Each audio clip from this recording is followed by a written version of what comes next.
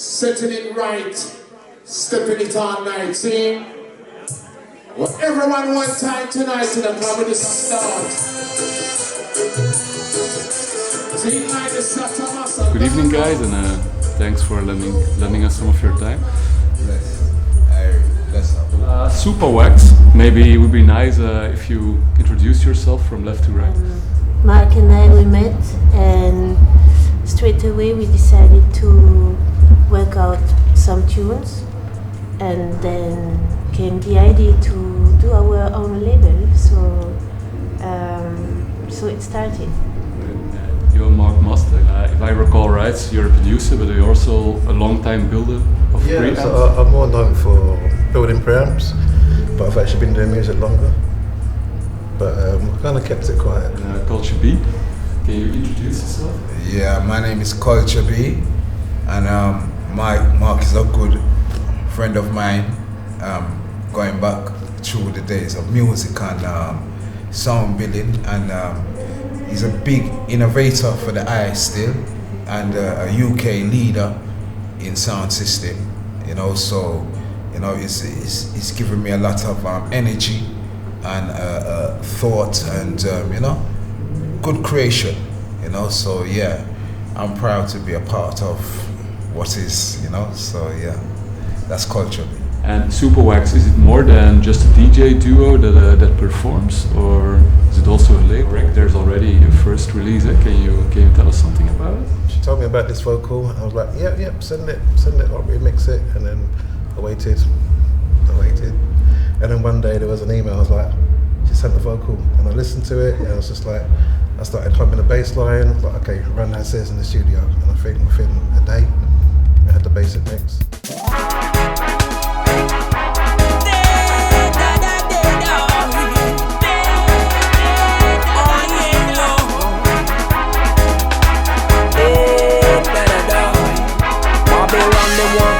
On we trying to look out for safety. It's nice when you get a vocal and you don't have to try too hard.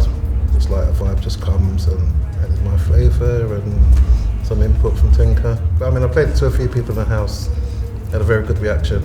It was like, oh, can we have it? I'm like, you have to wait, because it's not just my tune. And are there already some more releases in the pipeline? We haven't decided what's next, but we're working on various things. Now, the cool thing is that we have a selector and a producer and an MC. So how does it work together, actually? It's just vibe. Like how I thought we were going to play tonight went out the window, and it was completely different, but at the same time it was fun.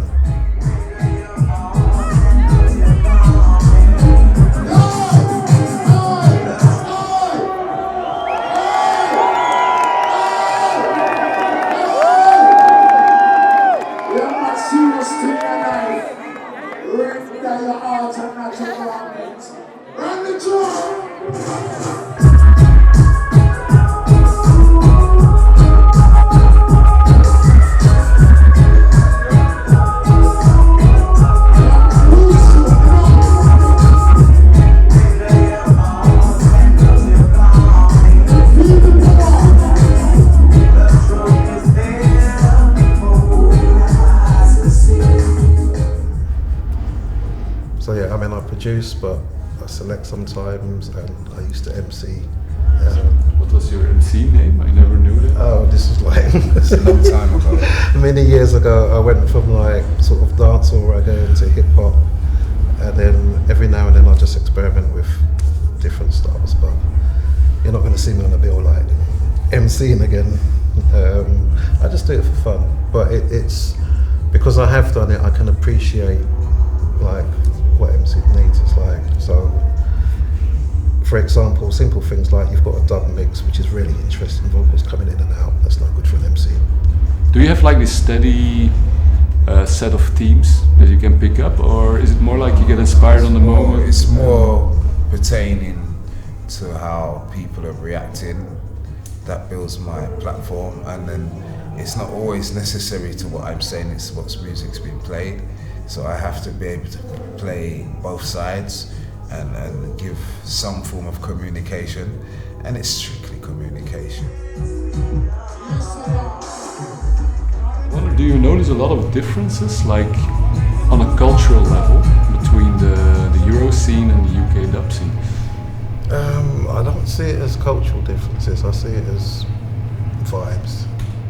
Even within my own music that I build, it's like I can have two completely different vibes in the same week. So there's kind of like pockets of vibes and different styles, even like, I remember a guy came from Birmingham and was playing some tunes. It's like, yeah, this is an East London tune, because West London guys, they build their tunes kind of like this. And so in Europe you have, you know, to me music always reflects kind of what's around you. So different areas naturally have their different vibes, different flavours that naturally come into the music because of what's going on around you. You visited the UK when you were quite young, because you were doing like a thesis on sound system. I had the chance to meet somebody who was already booking here in Belgium, so I met a lot of heads like Bush Chemist, Jonathan, and so I was really running fast into the sound system, and I was loving it. So I said, okay, I have to understand, I have to go to UK. And then I went to UK, and I was young, and we were going for a few days without sleeping, going from dance to dance, and yeah, eating food, breathing food, music, having nice vibes from the Carnival and the Caribbean, and it's different. And so the purpose after for me was to bring the vibes I was listening from UK into Belgium. Run down, lay down, run down, peace and love, you know? Babylon, you have to give it peace and love. And spirit right cross nation. Right cross. Combination tree. Give thanks and praise to the Almighty Joe. Rastafari. Do you recall your first sound system experience? Because it was gradual. It's like you go to some house parties, there might be a smaller sound system. You go to a wedding reception, there might be a bigger one.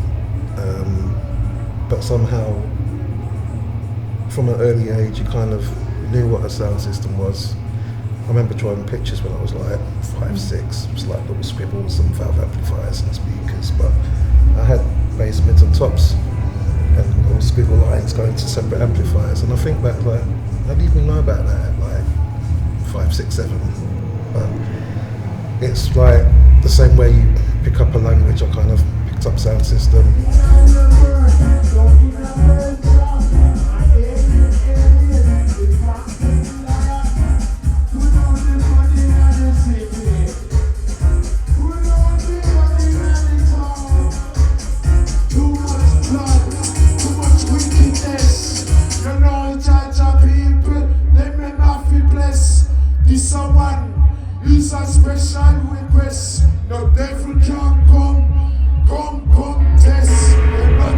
I was wondering about something like now. You're the MC of the night, and you bring a certain message. The scene is really diverse now. The vibe is the same. The vibe is the same in the UK. You know, everybody learns. They go to Abba Shanti sessions. They go to Channel 1 sessions. Mm-hmm. They go to King Shiloh sessions. Mm-hmm. Yeah, they come to the carnivals. Mm-hmm. This is it. So we had the University of Dub in the UK, and a lot of the sounds out of Europe, they would come to England, and we would mix, and so on and so forth. So the actual vibe in the UK is similar, if not the same, as the vibes in Europe. But the music is the same, the vibe is the same, and I find like the growth of it is different, and that's the only difference, you know, because we've had that core of music for a good while, a longer time, been able to establish it and make it what it is, so it can go out so fast and so vast, you know. So, but it's good. It touches everybody, you know. It has a story to tell, no matter where it goes, and that's the good thing about it. Yes, I am. Tinka the champion DJ. Yeah, you ready? One time venture. You live the conquering lion. The man from Zion. The little lion. Hear the man.